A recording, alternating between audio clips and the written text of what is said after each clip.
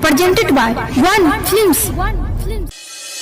रे विरोधी तू का चाहता रो सच के छिपावे खातिर सोचल का वो छिपल बा वो छिपी हमारे मनीष भैया शेर बा शेरी रहियो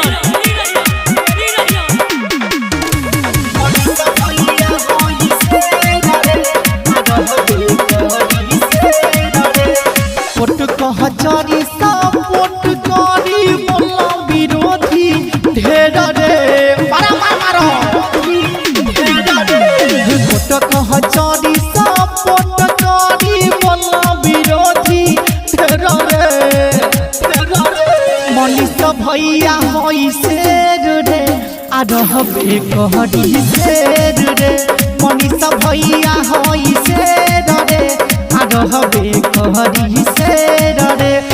एतना हमार दौड़ा दौड़ा के मन जाइबे ते फेर रे मनीष भैया होई शेर रे आ रहबे कहरी शेर रे मनीष भैया होई शेर रे आ रहबे कहरी शेर रे सुन रहल छी कंचन रिकॉर्डिंग स्टूडियो से।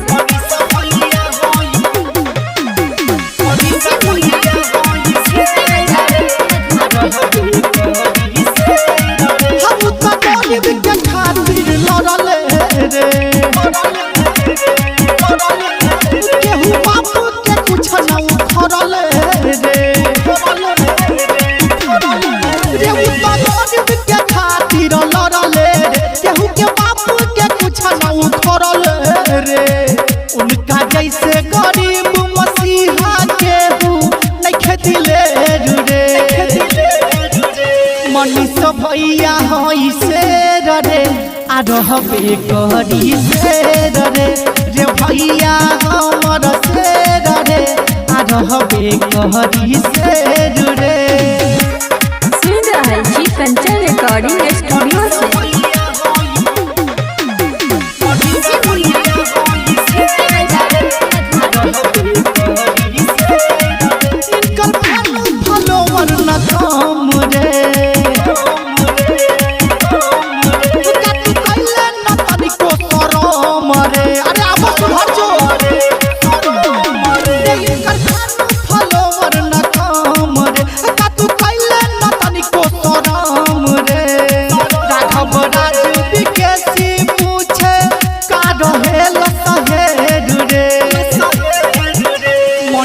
भैया होई शेर रे